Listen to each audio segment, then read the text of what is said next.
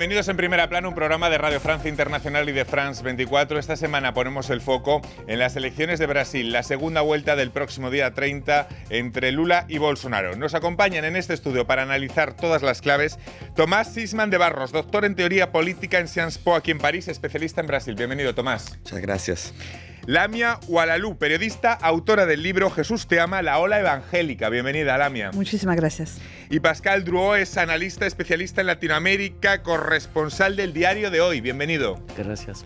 Brasil, segunda vuelta de las elecciones. Hoy, nuestro asunto en Primera Plana.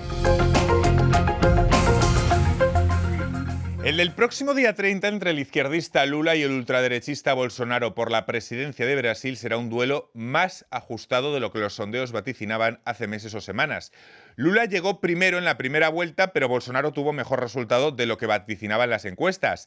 Las acusaciones cruzadas sobre corrupción y la gestión de la pandemia marcaron esta semana el debate entre los dos candidatos en una campaña feroz por la disputa del voto religioso y en la que por momentos se agudiza la guerra sucia de las fake news. Repasemos algunas portadas que nos deja la prensa. Folha de Sao Paulo. Las campañas ajustan el foco en las redes sociales en esta recta final. La revista Isto É apela en esta pregunta a sus lectores: ¿vamos a dar carta blanca a la tiranía? Y afirma que la elección de Bolsonaro agudizaría la deriva autoritaria del presidente brasileño y seguiría así los pasos de países como Venezuela o Nicaragua. La revista Bella, en cambio, pone el acento en las dudas que genera la falta de directrices económicas claras en un eventual gobierno de Lula y cómo esta inquietud puede perjudicar a Lula en la recta final. Bueno, ¿está este duelo, quizás sea la primera pregunta, más reñido de lo que pronosticaban los sondeos hace tan solo unas semanas? Parece que los últimos sondeos casi dan un empate técnico, un 52-48, todavía favorable a Lula, ¿no, Tomás?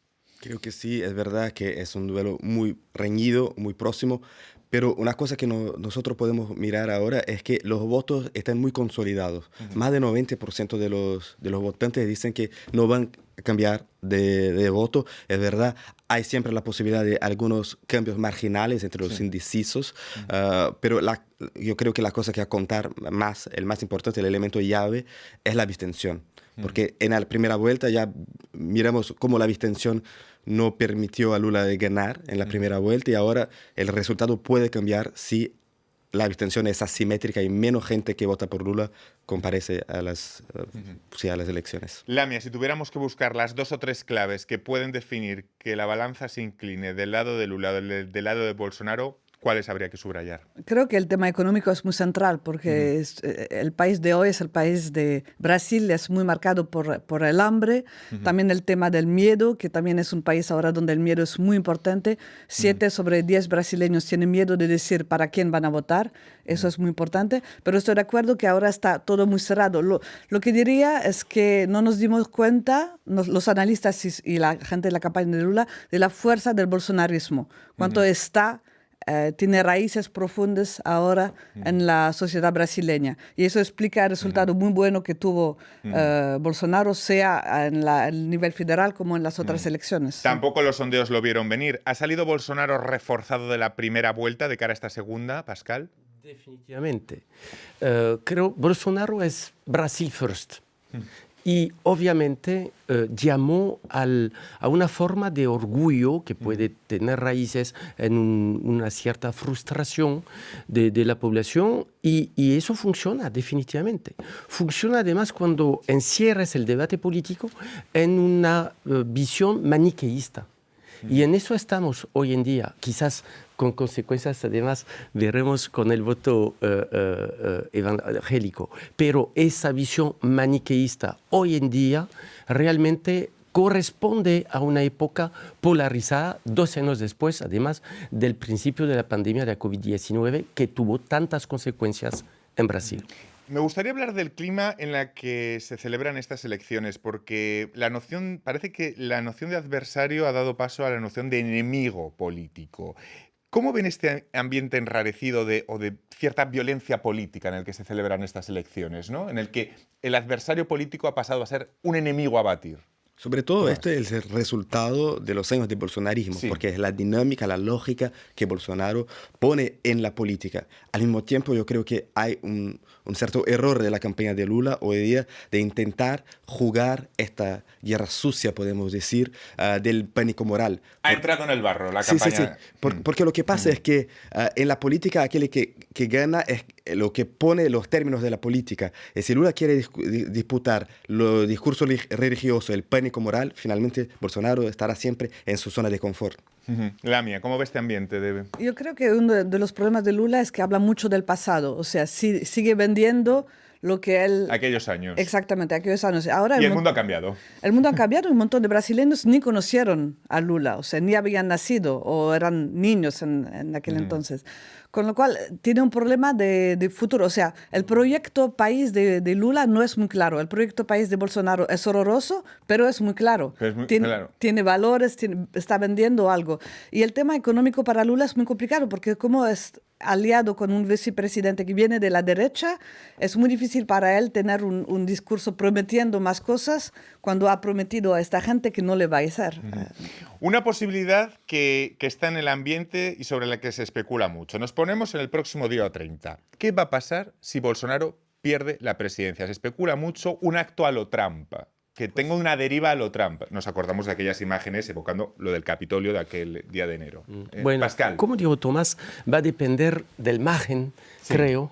El margen vital, claro. Definitivamente. Si realmente hay espacios, son varios millones de votos que separan ambos candidatos y obviamente que gane Lula, pues ahí de todas maneras la legitimidad estará mecánica, diría, totalmente instalada. Ahora, si estamos en un resultado tan reñido como puede haber, ahí sí estamos con complicaciones y puede haber, por cierto, y lo vemos con ese nivel de determinación, de polarización en el cual estamos, puede haber disturbios grandes. Tomás. Es verdad que en la primera vuelta, como Bolsonaro tuvo resultados mejores que esperaba, no habló de los problemas, de fraude, etc. Pero en la segunda vuelta, si se pasa como Pascal dice, va una vez más a hablar de este tipo de cosas. Vamos a analizar votos por segmentos, tanto religioso, geográfico como femenino. Empecemos por el religioso, que parece consolidarse como la gran batalla de estos comicios. Bueno, ambos candidatos dicen que Dios les guía. Un montón de referencias a Dios por todas partes. Parece ya que la batalla de Dios está en el centro de esta carrera electoral, Lamia. Sí, la batalla de Dios está en el centro, pero es una batalla perdida de una cierta manera, porque el tema es que los evangélicos ahora ya son adquiridos en gran mayoría al presidente Bolsonaro. Ha ganado gracias a ellos en 2018. Tuvo una diferencia de 11 millones de votos evangélicos. Y ahora, de nuevo, Lula está intentando recuperar este voto, pero demasiado tarde. Pero la otra cosa que quería decir es que ya no es más un tema evangélico. Ahora estamos en un discurso nacionalista cristiano que va mucho más allá del tema evangélico. Muy interesante esto, que es sí. mucho más de extrema derecha, un poco como lo que tenemos en Estados Unidos, que reúne a los evangélicos, también una parte de los católicos, y de manera general es una reunión entre las agendas neoliberal de extrema derecha y la agenda religiosa de la extrema derecha. Y eso se llama el bolsonarismo. Hoy el bolsonarismo es más fuerte que el mundo evangélico. Pero incluso Lula intenta pescar de ese voto religioso y, por ejemplo, esta semana se ha declarado como no favorable al aborto. Pero nunca lo fue igual, sí. favorable al aborto, él, no es una novedad. O sea, Lula es una persona conservadora. Que tiene con él una gente que no lo es tanto. Pero, de hecho, entrar en eso es perder, porque ahora tendría que ganar por el tema de la familia, para cómo proteger a la familia. Uno de los errores del Partido de los Trabajadores, por ejemplo, es haber dejado la familia como valor de la derecha. Cuando la familia, la verdad, es solidaridad. Entonces podría ser un valor de izquierda progresista. Y haber decidido que eso no importaba, dio este resultado hoy, que es muy difícil ganar ahora en este terreno. ¿Algún apunte más del voto religioso? Diría que todo ese proceso corresponde hoy en día y, digamos, desde 10 años a esa búsqueda de una nueva identidad. Y cuando Lamia habla de nacionalismo cristiano. Sí. De eso estamos hablando y lo estamos viendo en todos los países ya con autoritarismo. Se está construyendo una nueva forma de identidad política republicana, federal en este caso, cuyas bases son estas. Imagínense, pensamos un poco en lo que era Brasil en 2014. La Copa del Mundial del Fútbol, 2016 los Juegos Olímpicos en Río, dentro de otros, es decir, hace apenas 6 años. Y en 6 años estamos ya con ese diagnóstico preocupante. Esa imagen exterior que proyectaba Brasil al mundo en aquellos años, de repente, durante estos 4 años de Bolsonaro, parece, todo el mundo concuerda, que la imagen exterior del país se ha degradado. ¿Este tema importa en campaña? ¿A los brasileños les importa la imagen exterior que proyecta su país al mundo? Un poco, pero creo que no mucho. En verdad, nosotros hablábamos antes de empezar que Brasil mismo en América Latina es ese país que habla portugués, que siempre que está un poco aislado del resto del continente y del resto del mundo. Se piensa como una gran isla. Sí. Entonces creo que es verdad, si utilizamos este tipo de argumentos en los debates, la gente puede considerar, pero no es algo que es muy importante. Mientras Brasil es la primera economía de América Latina.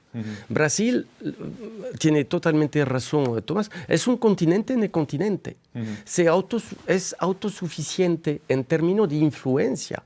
Cuando conocemos la calidad de la administración de Cancillería brasileña.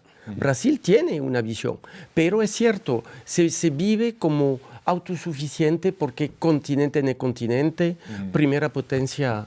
Pero creo que para una parte de los empresarios eso sí es importante, porque uno acaba perdiendo mercados también. Claro, es la imagen que proyectas al mundo. Sí, cuando dices, por ejemplo, que se está destruyendo la Amazonia, que se está destruyendo de hecho, eso significa también que vas a vender menos carne afuera. En fin, es muy complicado porque la imagen de Brasil es un producto también. Sí. Por eso también fuera la gente del agronegocio, la mayoría de ellos se fueron con Lula ahora, a pesar de haber votado contra él en 2018. Y hace parte de todo ese monto de contradicciones que tiene Brasil. Porque la mía tiene toda la razón. El Amazonia, pero son más de 8 países que están concernados.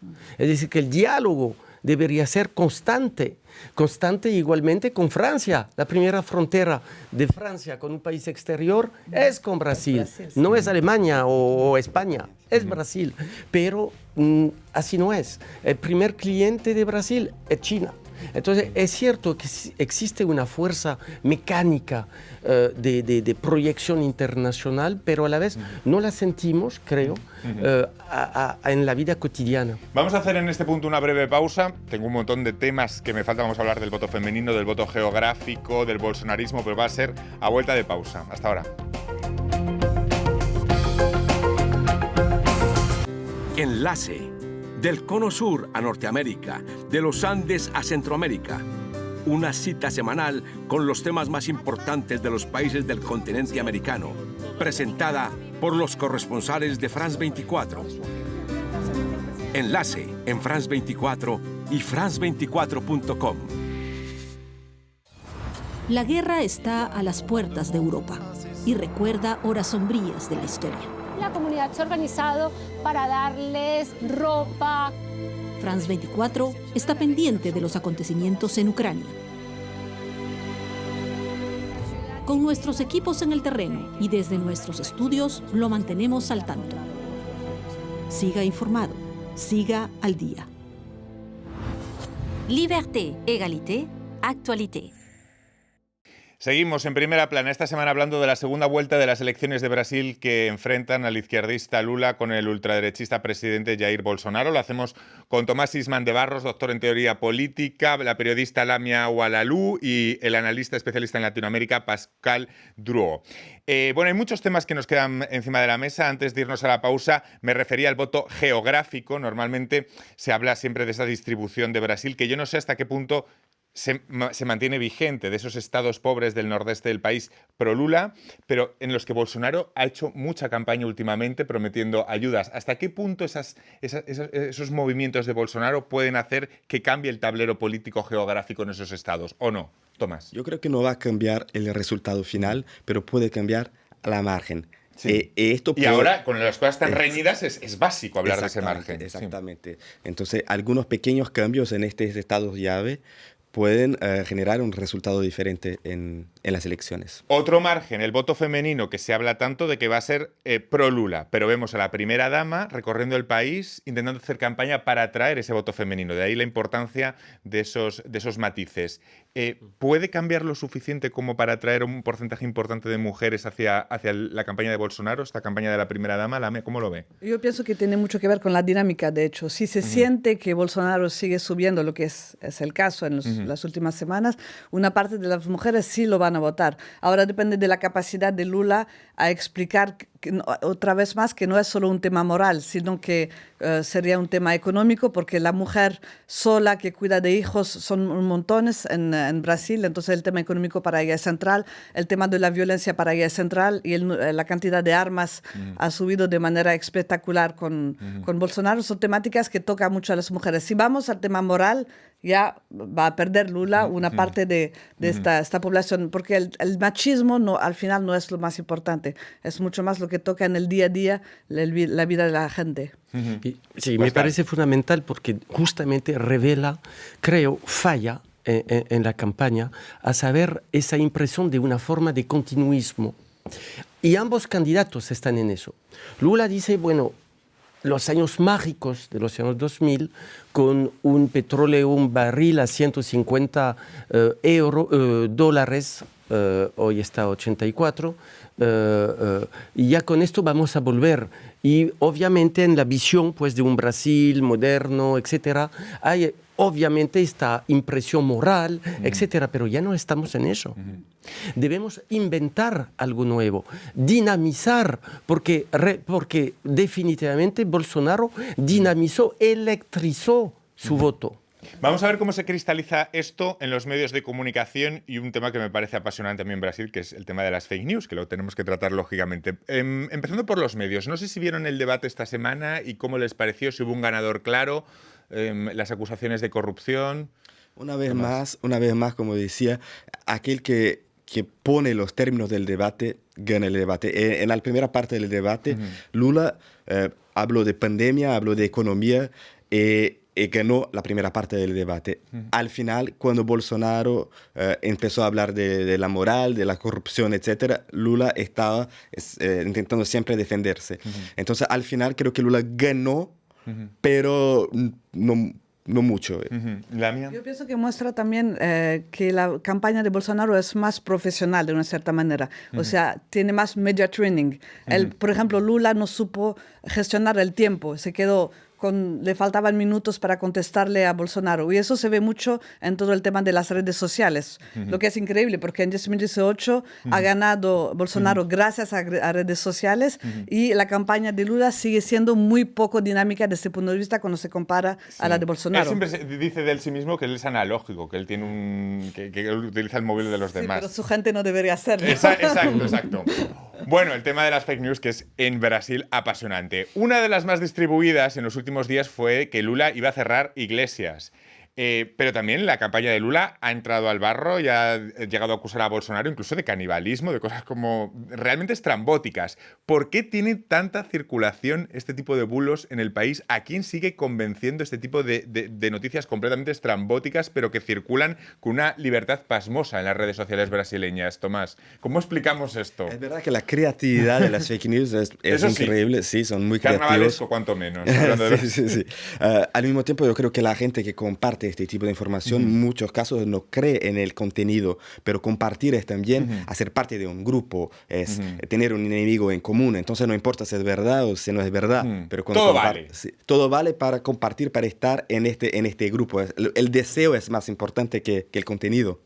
Lamia, ¿cómo se explica esto cómo explicamos al resto de Latinoamérica esto de las fake news brasileñas? El tema es que en Brasil, en el inicio empezamos con portadas, nadie más lee los diarios en Brasil. O sea, Brasil es un país extremadamente conectado, siempre lo fue, y entonces son círculos totalmente cerrados, donde todo circula. Y en eso hay el poder, de hecho, de las iglesias como estructuras, porque las iglesias tienen sus medios, tienen sus cantores y todo, y hay lo que debería totalmente estar prohibido, es prohibido por ley, la presencia de gente que va a pedir voto en la iglesia. De manera general, no se respeta la ley electoral en esa elección.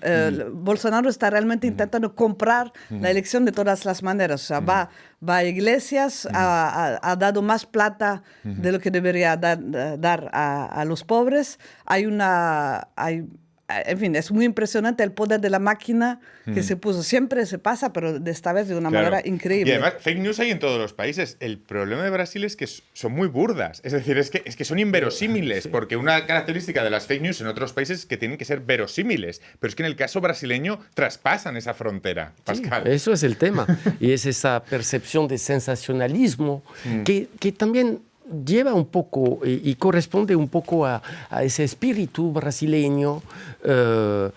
Entonces, sí, lo preocupante es que circule, que esté tomado en cuenta y que corresponda a organizaciones de campaña impactando. Porque, bueno, de ahí... Vamos a hacer en este punto un zoom de lo que supone esta elección para toda Latinoamérica. Y les pregunto, ¿una victoria de Lula consolidaría el avance del progresismo en América Latina, Tomás? Yo creo que sí, en verdad la elección de Lula sería muy importante para el progresismo, pero yo creo que sería muy importante para América Latina como un bloque en general. Porque mismo Juan Manuel Santos, el antiguo presidente de Colombia, que declaró su apoyo a Lula, decía que en América Latina hoy, porque tenemos Brasil, México, los dos más grandes países, no hay un liderazgo en América Latina para la integración de la región. Entonces, la victoria de Lula podría ser muy importante para que Latinoamérica gane una vez más una importancia geopolítica mundial. Bueno, y además, no sé si corregir la palabra, porque progresismo tampoco sería, porque Lula sería un personaje conservador de izquierdas y Boric sí que vendría a representar un personaje mucho más progresista. Es decir, dentro de las izquierdas también meterlo todo en el mismo saco. La verdad, para mí es igual lo que pasa en Colombia, Chile o Brasil, porque ahí ha ganado la izquierda, digamos, pero contra casi la mitad de la población que votó a alguien de ultraderecha también. Entonces estamos en situaciones muy similares en el resto de América Latina. Pero el único país que tiene la posibilidad de unificar a estos países, rehacer funcionar al Mercosur, a UNASUR que hoy no funciona, también trabajar sobre el tema de Venezuela con el resto del mundo, es Brasil. Entonces es muy central para América Latina y para el mundo, diría, para el multilateralismo también. Pascal, en cualquier caso, ¿el bolsonarismo es una realidad que ha llegado para quedarse? Es decir, sí. aun perdiendo, me refiero. Por lo menos hoy en día corresponde a la época que estamos viviendo, época de tensiones, de crisis, lo vimos con la salud y con consecuencias económicas. Pero para volver justamente a América Latina, yo creo que el momento en el cual estamos y en el cual se inscriben esas elecciones es obviamente histórico, porque América Latina ha cambiado estos últimos años, definitivamente. No tiene liderazgo, sí, tenemos que integrar la diversidad del continente además, pero en esa diversidad se está buscando un nuevo contrato social. Y no se le encuentra, porque la polarización en cada uno de los países, hablamos de Colombia, de Chile, que fue así, en Perú, donde Castillo está bajo problemas hoy en día, de México, etcétera, esa polarización hoy en día impide pues esa concretización de un nuevo contrato social. ¿Y de qué estamos hablando además? ¿Cuál sería? Y de eso estamos hablando, además, con una desaparición de la integración regional. La integración regional es la primera víctima orgánica de la pandemia. La mía. No, y sobre la fuerza del bolsonarismo, hay que recordarse que los 3 primeros estados del país, el sudeste, o sea, la parte más rica, más potente del país, que es Río de Janeiro, San Pablo y Minas Gerais, van a tener a un gobernador bolsonarista, y eso es muy pesado, y eso también significa que toda la máquina electoral y federal, toda esta gente va a encontrar un trabajo y va a seguir con mucho peso en los próximos años. Otra clave, antes de que se me olvide, ¿cómo han sido los mensajes en esta diferencia tan corta, en esta carrera tan corta, ya todo es definitivo? ¿Cómo han sido los mensajes de apoyos de los terceros candidatos eliminados en la primera vuelta? Me refiero sobre todo a la centrista Simone Tebet o a Ciro Gómez. ¿Cómo han sido esos apoyos? ¿Cómo se han manejado esos mensajes? Entonces, los dos declaran apoyo a Lula. Ciro Gómez no participa activamente en la campaña, Simone Tebet sí, pero yo creo que muchos de los votos de ese candidato ya estaban con Lula en la primera vuelta. Entonces, es esto. Pero para hablar un poquito del nuevo contrato social y al mismo tiempo de la fuerza del bolsonarismo, yo creo que el bolsonarismo, como lo que pasa en otros países de América Latina, es un síntoma de una región que tiene un pasado colonialista, de esclavitud, de dictadura, dictaduras, etcétera, y que nunca pudo discutir como venir a este pasado. Sí. Entonces es un síntoma que algo que vuelve porque no pudimos como se ocupar de este pasado y cambiarlo. No, y todos en un contexto de articulación de extrema derecha al nivel internacional. O sea, claro. Eduardo Bolsonaro, el hijo del presidente, trabaja directamente con la extrema derecha en Estados Unidos. Ese es el que es más radical todavía que el padre, ¿verdad? Sí, bueno, y bien astuto y todo eso funciona junto, o sea, con Hungría.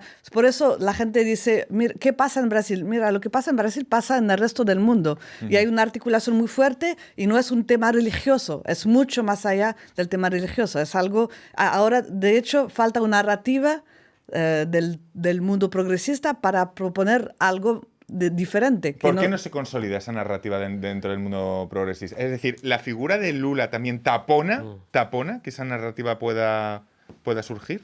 ¿Es demasiado, eclipsa demasiado? Por una parte creo que sí, porque de hecho no surgió otra figura, y por otra parte no es solo Lula, el mundo progresista fue ciego, por ejemplo, no ha hablado con los evangélicos, con una parte de los pobres, y no han entendido también el resentimiento de una pequeña clase media que ha perdido mucho en los años Lula, que ha perdido el hecho de ser los únicos que iban a la universidad, los únicos que tomaban el avión. Esta gente al final paga impuestos y por servicios públicos de mala calidad. ¿Y qué les ha dado Lula? Nada. Claro. Entonces, este resentimiento que sería del pequeño blanco en Estados Unidos es el mismo, y no es por acaso que es el blanco que más vota a Bolsonaro. Qué bien analizada esa fotografía última con la que nos quedamos de Lamia. Un placer haberles tenido aquí en Primera Plana para analizar lo que será esa vuelta definitiva del día 30. Seguiremos aquí muy pendientes de ello en RFI y en France 24. A todos ustedes, hasta la próxima semana. Muchas gracias.